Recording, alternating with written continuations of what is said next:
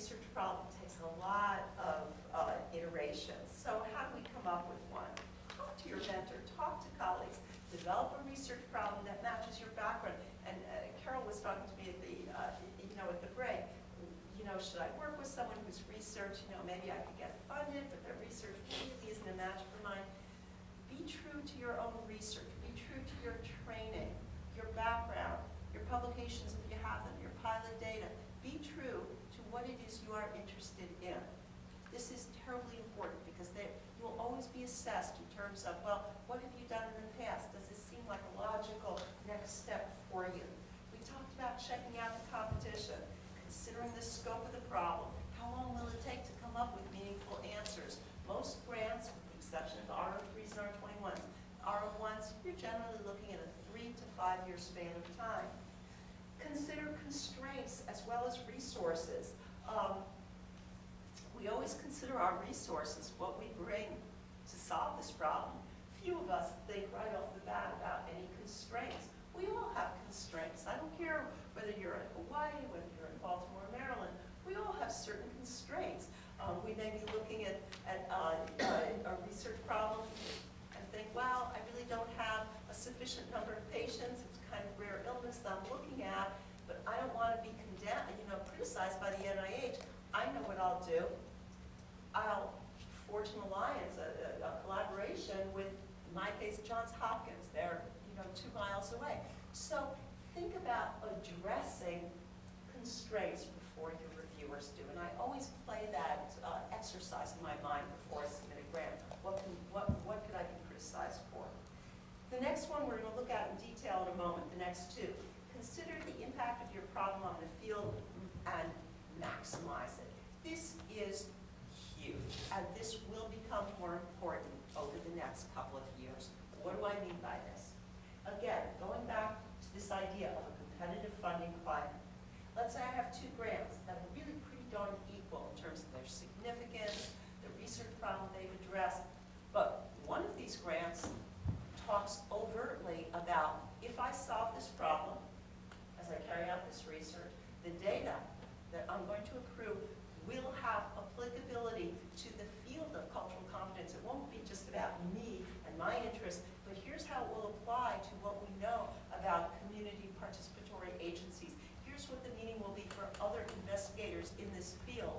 If I do that and you don't, so your grant just is about you and your greater glory and your greater research, and yeah, while all of that is important, if I talk overtly about what will be the impact of funding me on my field, I will have a huge advantage over here.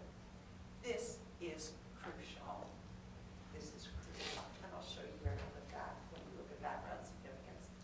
The next one is important, and I give you an example. This one is a hard concept. Based on current knowledge, logical next step. What do I mean by that? It's easier to tell you what I don't mean. Start out with. It is very common to read a grant application by a junior investigator that starts out by saying, I'm interested in carrying out research on such and such research question. Nothing has been done in this area. Very little is known about it. Few studies have been conducted. Well, when we look at that, the person writes that thinking, well, of course that's going to be appealing to my funding agency. I'm telling them nobody's done research in this area. But it's not appealing.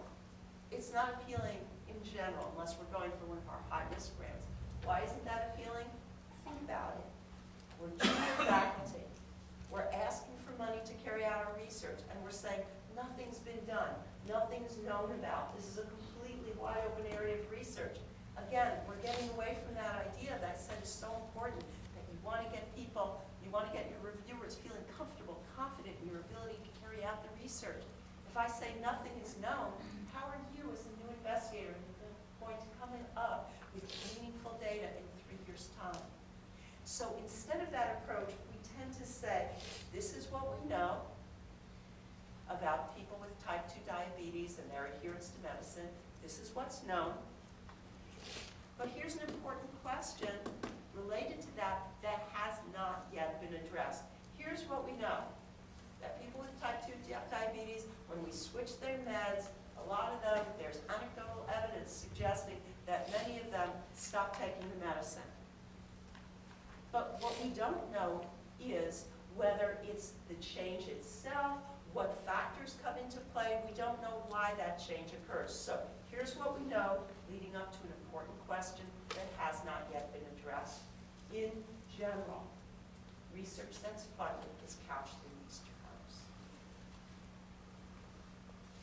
And here, I'm not going to read this. This one, I made up something about motor control. But look at the words that I underlined. Little is known about the mechanisms underlying plasticity in the brain. Plasticity in adult motor cortex, this form of plasticity has yet to be demonstrated. A lot of things have been proposed, but you know what? Their roles are unclear, they're controversial, they haven't been demonstrated. But in the midst of all these unknowns, if you guys just give me the money, I'm going to clear all this up. It doesn't make sense as an argument. This is what we know. This is what's been established. This is the next important question in our continuum of knowledge. Think incrementally. This is the best advice I can give you. And again, I made up an example. It's completely made up, but the wording is what I want you to take away. This is correct wording for an NIH proposal. And so look at the wording and forget about the medical points I'm making.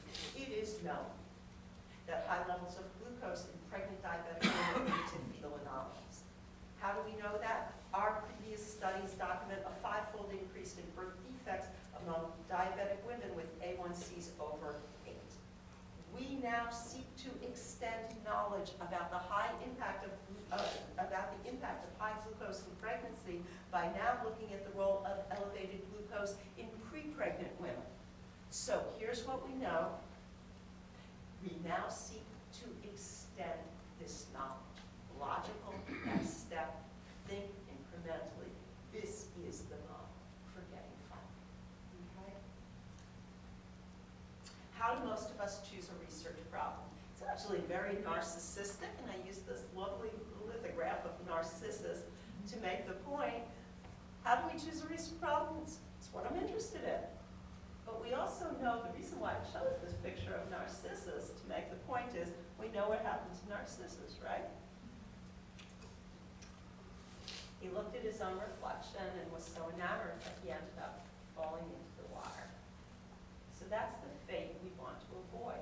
How do we avoid that fate? And we're going to turn for a few minutes now, and I'm going to open it to questions. We're going to turn for a few minutes to looking at the needs and mission of our funding agency, and then I want you to know the criteria that reviewers use to evaluate your research problem.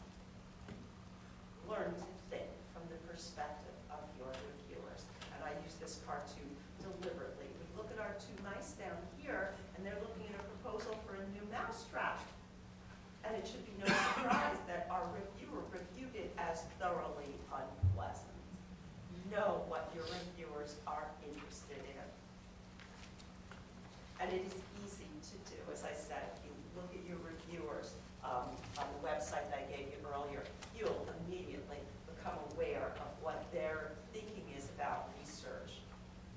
When you look at your study section, you're looking at those reviewers, and you're looking at the background, you're doing the Medline search, you're writing up your own background significance, show that you've read what they wrote. Cite them, right?